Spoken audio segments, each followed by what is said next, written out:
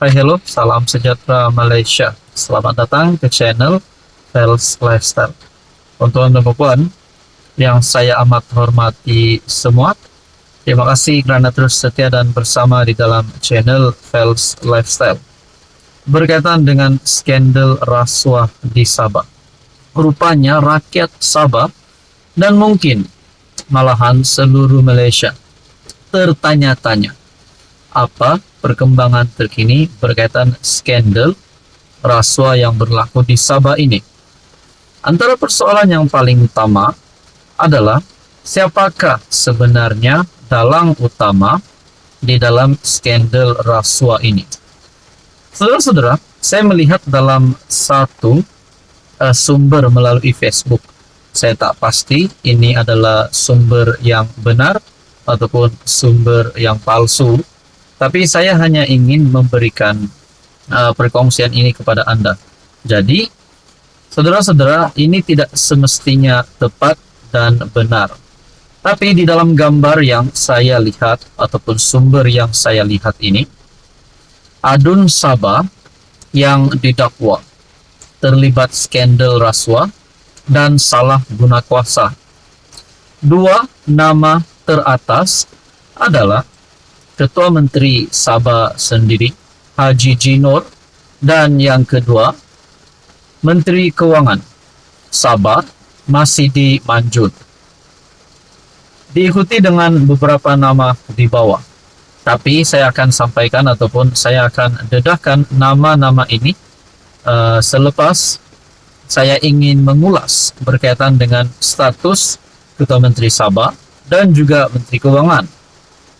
Sekiranya benar Menteri Kewangan dan juga Ketua Menteri Sabah, Haji Jinor dan Masidi Manjud terlibat di dalam skandal rasuah ini, layaklah mereka untuk dipecat.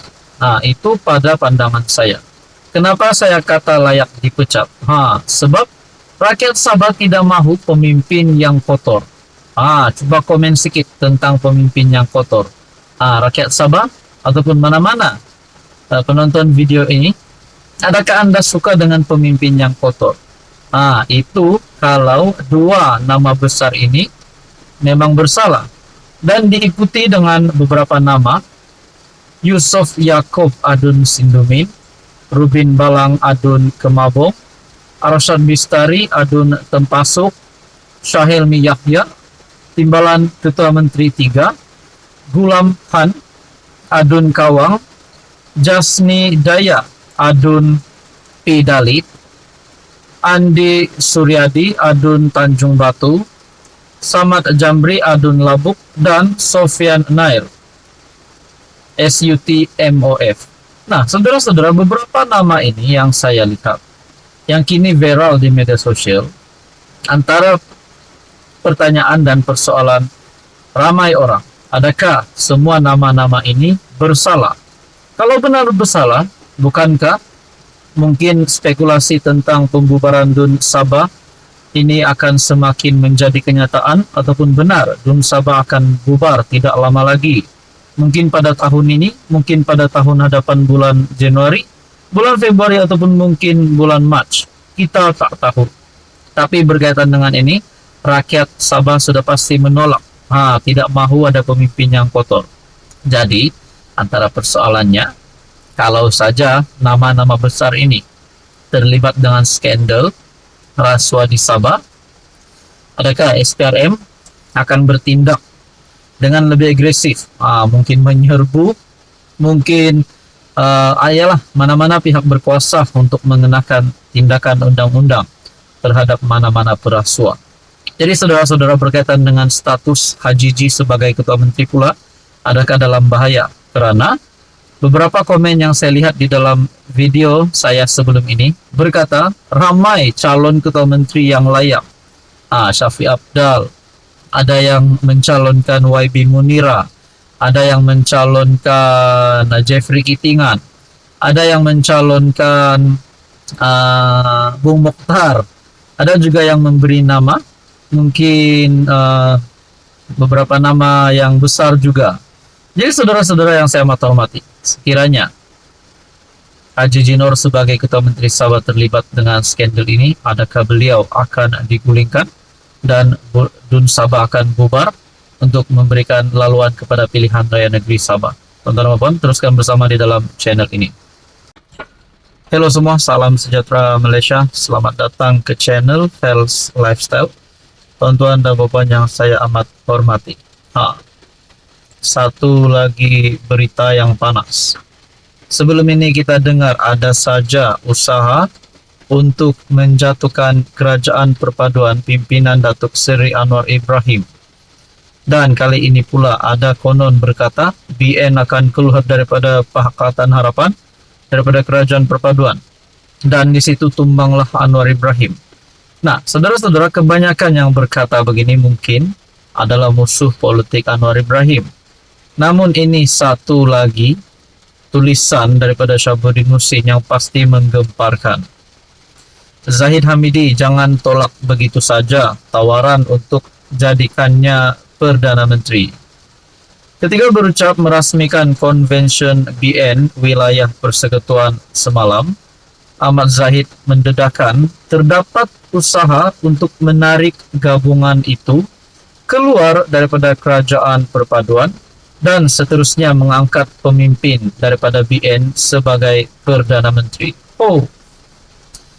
Macam mana BN memberikan ataupun menaikkan calon PM mereka sekiranya mereka tidak dapat menubuhkan kerajaan? Adakah BN akan bergabung bersama dengan PAS dan Bersatu? Sedangkan Zahid Hamidi sebelum ini ada membuat kenyataan, kalau saya tak silap, tidak mahu bergabung dengan PAS sekiranya Presiden PAS masih lagi Hadi Awang. Sekiranya Hadi Awang masih memegang jawatan Presiden PAS. Pengurusi BN merangkap timbalan Perdana Menteri, berkata pelbagai usaha kini dilakukan pembangkang untuk menjadi kerajaan semula. Ada ahli parlimen mereka datang berjumpa dengan saya menawarkan sesuatu, yaitu mahu membentuk kerajaan baharu di bawah panji-panji kerajaan perpaduan. Mereka mahu masuk semula kerajaan dan minta diberikan jawatan 4 menteri. Ada juga yang tawarkan, kononnya mahu menggantikan kerajaan sedia ada dan melontarkan, menjadikan kita pemimpin daripada BN sebagai Perdana Menteri. Sebelum saya teruskan dalam ulasan ini, rasanya kalau BN dan PN bergabung, agak-agak Muhyiddin Yassin mahukah kalau calon Perdana Menteri daripada Barisan Nasional? Agak-agak Hadi Awang mahukah?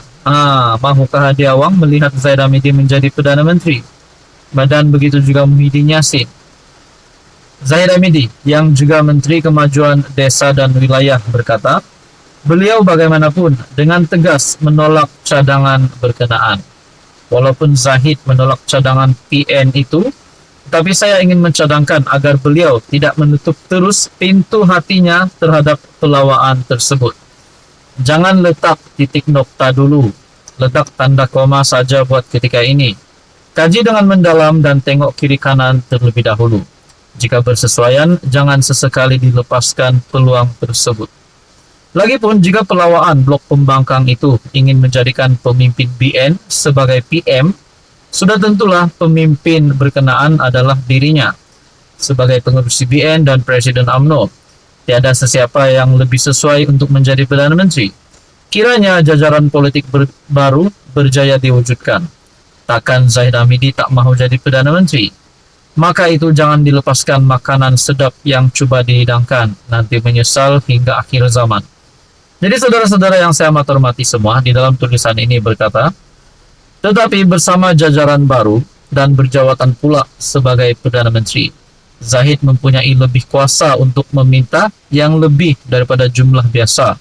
Untuk itu bagi kali ketiga, pikirkanlah semula tawaran keemasan blok pembangkang itu. Jadi kalau ada usaha yang sendiri, sudah Zahid Hamidi akui bahwa ada usaha daripada kepimpinan pembangkang Perikatan Nasional untuk menarik BN, untuk membentuk kerajaan baru dan ditawarkan calon Perdana Menteri daripada Barisan Nasional, adakah Zahid Hamidi akan memulakan langkah itu? Ataupun mungkin Zahid Hamidi sudah tolak mentah-mentah? Kita nantikan saja selepas ini.